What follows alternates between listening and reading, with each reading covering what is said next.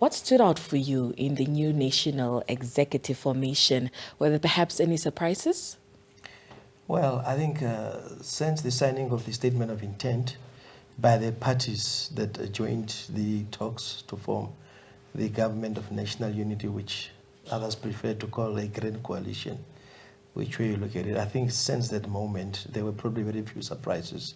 It was clear that the ensuing 2 weeks was a process of hard negotiations and trading and horse trading and stuff like that to basically to balance two interests. The ANC maintaining a texture of appearing in control, but also having them to form part of this grand coalition. All right. Now, the DA is one of the parties that have been critical to the ANC-led government. How do you foresee things turning out, perhaps in particular when it comes to the decision-making process?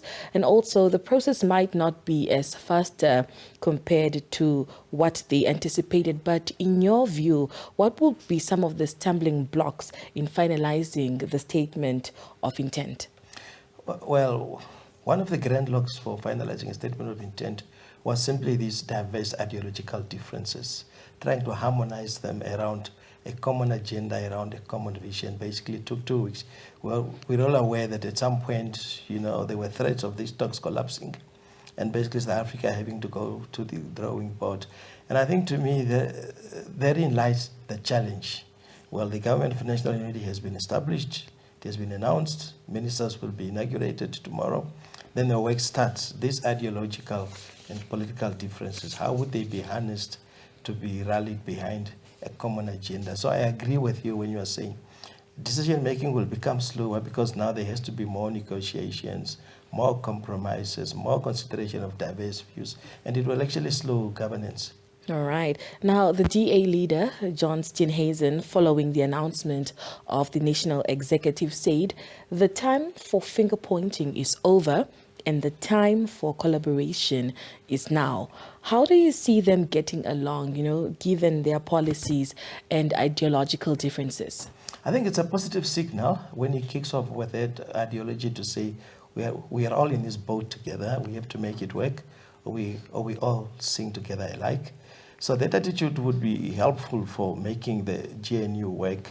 But again, I think when the real issues start, they'll be challenged by decision making, they'll be challenged by defaulting to the common positions and ideology, especially when there's deadlock. And for that to actually be overcome, they would need to have serious conflict mechanism in place and simply work in a spirit of compromise for the sake of the country. All right. Now, Naledi Pandor, who was so key to the Palestinian support of the South African government, is now out. How do you see South Africa supporting the Palestinians? How do you see that turning out, given that the DA diametrically opposition the view on Israel? Well, the good thing is that the new Minister for International Relations and Cooperation is an ANC fellow. He was a former Justice Minister, Minister for Justice and Correctional Services. He's a trained lawyer. And the good thing is that during Israel's case against, during South Africa's case against Israel on the question of Palestine, he actually featured quite high, on the international landscape. He made submissions to the ICJ. He was part of the team of the South African delegation. He's a legal fellow, so I don't foresee any ideological shift. It would still be the ANC maintaining that texture, and probably the DA at some point would have to understand how to work within that framework. All right.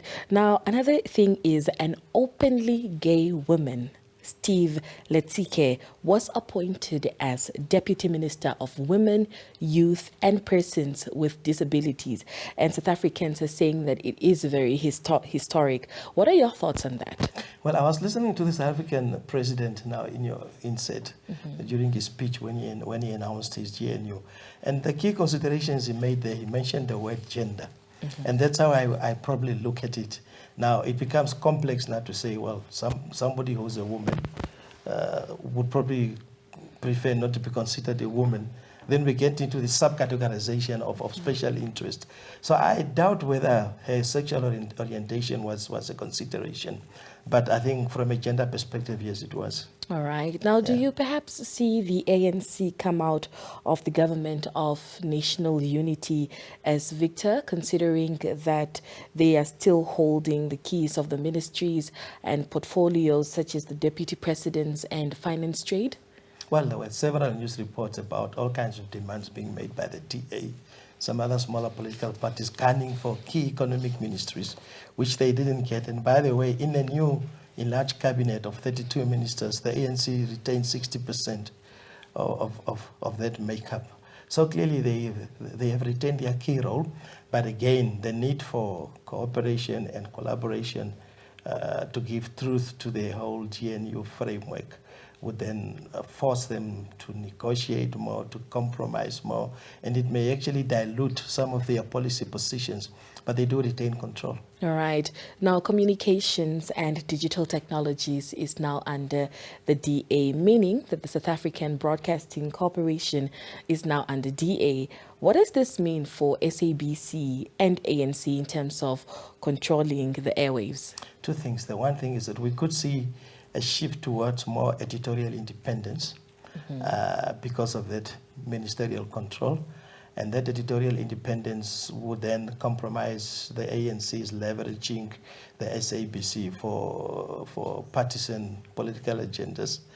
But that could lead to a more balanced editorial outcome for the SABC as an organization.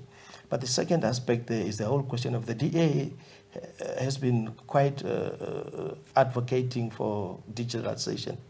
And so I think with that portfolio being controlled by them, they could actually push the agenda to transform the SABC to make it more digital, and then they could assume their leadership role in the world. All right. Now, although Steenhuisen is now the Minister of Agriculture, the portfolio of land reform is held by the Pan-African Congress, PAC, which basically means more radical than the ANC on the land question. How do you see the land question playing out under PAC stewardship? Again, I saw a masterstroke there by President Cyril Ramaphosa by removing that role from the agriculture portfolio and giving it to, and creating a new ministry headed by a PAC compatriot. Clearly, that pushes the question of land ownership and inequalities around the land issue in South Africa to the forefront. It is pivotal. It is one of the controversial policies in the GNU.